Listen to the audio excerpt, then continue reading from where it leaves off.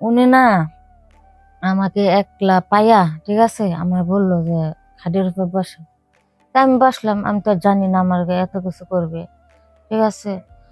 তে খাটের উপর বসলাম, বসার সাথে সাথে আমার ধাক্কা মেরে ফালা দিল খাটের মধ্যে বিছনায়।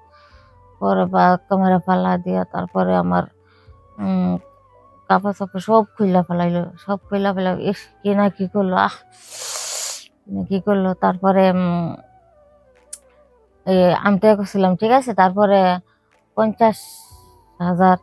তারপরে আমি কই, তুমি এটা কি করলা? এটা তো ঠিক না, এটা কি করলা তুমি? আমি তো এমন কখনো চাই নাই। পরে 50,000 টাকা দিলাম। কই, 50,000 টাকা দিলে কি সমাধান হবে? আমার সতীত্বকে আমি ফিরে পাবো? কখনো আমার সতীত্ব ফিরে পাবো না, ঠিক আছে। উম অনেক কি আর করবো। হাই বন্ধুরা, হ্যালো বন্ধুরা, আসসালামু আলাইকুম। সবাইকে জানাই একটা জীবনের কাহিনী, জীবনের গল্প, আমার সাথে ঘটে যাওয়া একটা জীবনের গল্প। আশা করি সবাই গল্পটা শুনবেন। হ্যাঁ, একটা সময় দেখা গেল আমি অনেক অসহায়, গ্রামের বাড়িতে ছিলাম, অনেক অসহায়, আমাকে দেখার মতো কেউ নাই। তারপরে গ্রামের বাড়ি আসলাম, গ্রামের বাড়ি এসে শহরে আসলাম। গ্রামের বাড়ি থেকে শহরে আসলাম, চাকরি বাকরি খুঁজতেছি, কোথাও চাকরি হয় না। তারপরে একটা কিন্ডারগার্টেন স্কুলে আমার চাকরি হয়েছে। কিন্ডারগার্টেন স্কুলে চাকরি হয়েছে। তো আপনারা তো জানেনই যে স্কুলে কিন্ডারগার্টের বেতন একদম কম। এ দিয়ে মনে করেন যে শহরের বাড়ি ঘর ভাড়া খাওয়া চলে না, ঠিক আছে, খুবই কষ্ট হয়ে যায়। তো চিন্তা ভাবনা করলাম কি যে কয়টা ছাত্র পড়াইলে আমার একটু উপকার হবে আর কি। তারপরে স্কুলের পাশাপাশি আবার প্রাইভেট পড়াইতাম, এই কিছু ছাত্র পড়াইতাম। এর মধ্যে একটা ছাত্র অনেক ভালো, ঠিক আছে, লেখাপড়ার দিক দিয়ে অনেক ভালো। মানে ওরে যা বইলা দেয় অল্পতেই ও শিখে যা, ঠিক আছে, একবার বললেই শিখে যা, অনেক ভালো। তারপর ওর ফ্যামিলি, ওর মা, ওর বাপ, ঠিক আছে, সবাই মনে করেন যে একটা আত্মীয়র মতন হয়ে গেছে আর কি, একটা আত্মীয়র মতন হয়ে গেছে।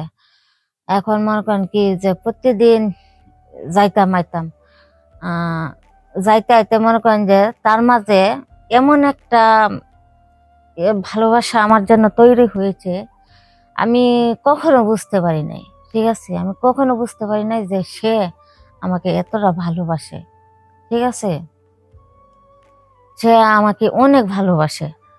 আহ খালি প্রতিদিন যাইতাম আইতাম, আমি যা বলতাম উনি তাই শুনতো, ঠিক আছে, এত ভালোবাসতো, মানে বলার বাহিরে, ঠিক আছে, বলার বাহিরে। তারপরে যাইতে যাইতে মানে বছর দিনের পারিছে আমাদের সম্পর্কটা বছর দিন পারিছে। তারপরে একদিন হঠাৎ করে আমাকে বলতাছে, ফোনের মাধ্যমে বলতাছে, ও প্রান্তি, আমার নাম তো প্রান্তি। পরে বলতেছে, প্রান্তি তুমি আসো, এ একটু ঘুরতে যাব। আমি বললাম, আমাকে এতদিন পরে ঘুরতে নিয়ে যাব কেন? আমাকে তুমি ঘুরতে নিয়ে যাবা কেন? আমি তোমার কি হই তুমি আমাকে ঘুরতে নিয়ে যাবা? পরে উনি বলতেছে, কি হন, এ তুমি আসো, আমি বলবো তুমি যে আমার কি হও। পরে আমি কইছি, না না না, আমি যাব না, ঠিক আছে, তুমি বলো, সত্যি করে বলো আমাকে কোথায় নিয়ে যাবা। পরে বলতেছে কি, তোমাকে নিয়ে আমি একটা পার্কে যাব, ঠিক আছে। আমি কইছি, পার্কে কি আর কেন? ওই যে ঘুরতে যাব। আমি কইছি, ঘুরতে যাবা? পরে হ। পরে আচ্ছা ঠিক আছে, ঘুরতে যখন যাবা, আচ্ছা আমার সাথে ঘুরতে যাইতে তোমার ভালো লাগবে? পরে হ্যাঁ, অনেক ভালো লাগবে। আচ্ছা ঠিক আছে, এ, আমি আসতেছি, তুমি আধা ঘন্টা ওয়েট করো, আমি আধা ঘন্টা পরে আসতেছি, ঠিক আছে। পরে আমাকে নিয়ে পার্কে যাইবা। পরে পার্কে গেছি পরে ও আমার হাত ধরলো, ঠিক আছে। পরে আমি আবার বললাম যে, ব্যাপার কি, তুমি আমার হাত ধরলা কেন? হাত ছাড়ো। পরে বলতেছে, না, আমি তোমার হাত ছাড়বো না, ঠিক আছে? আমি কেন হাত ছাড়বো না? তুমি তুমি আমার হাত ছাড়ো। না, আমি হাত ছাড়বো না। আমি কইছি দেখো, এটা তো হয় না। আমি একটা শিক্ষিতা, তুমি একটা ছাত্র, ঠিক আছে? তোমার আমার মিলন কখনো হবে না। পরে কেন হবে না? ভালোবাসা কোনো আকাশ মাটি মানে না, ঠিক আছে? ভালোবাসা তো ভালোবাসাই, ঠিক আছে? তারপরে বললাম কি, আচ্ছা ঠিক আছে, তে তুমি আমার জন্য কি করতে পারবা? আমি তোমাকে ভালোবাসবো, তুমি আমার জন্য কি করতে পারবা? পরকা, তুমি প্রান্তি, তুমি যাই বলো আমি তোমার জন্য তাই করতে পারবো। পরে আমি বলছি সত্যি? পরে হ্যাঁ, বলছে হ্যাঁ সত্যি। পরে উম আচ্ছা ঠিক আছে। পরে আমি বললাম কি, থাক, আমার জন্য কিছু করতে হবে না, তোমার ভালোবাসার প্রমাণ আমি পেয়ে গেছি, ঠিক আছে? পরে দিন তো চলে আসলাম, মানে বিকাল হয়ে গেছে, গল্প করতে করতে চলে আসলাম। তারপর আরেক দিন ওদের বাসায় গেলাম পড়াইতে। তারপরে যা দেখি ওদের বাড়িঘর অনেক ফাঁকা, ঠিক আছে? অনেক ফাঁকা, সবাই বাড়িতে গেছে। ওনার আব্বা, ওনার আম্মা, ওনার ভাই, ভাবি, ওনার বোন, সবাই বেড়াইতে গেছে গা, ঠিক আছে? শুধু উনি বাসায় আছে, কেউ নাই। উনি না আমাকে একলা পাইয়া, ঠিক আছে, আমার বললো যে খাটের উপর বসো। তা আমি বসলাম, আমি তো জানি না আমার গায়ে এত কিছু করবে, ঠিক আছে? তে খাটের উপর বসলাম, বসার সাথে সাথে আমার ধাক্কা মেরে পালা দিল খাটের মধ্যে, বিছনায়। পরে বা ধাক্কা পালা দিয়া তারপরে আমার উম কাপড় চাপড় সব খুইলা ফেলাইলো, সব খুইলা ফেলা। ইস, কি না কি করলো, কি না কি করলো। তারপরে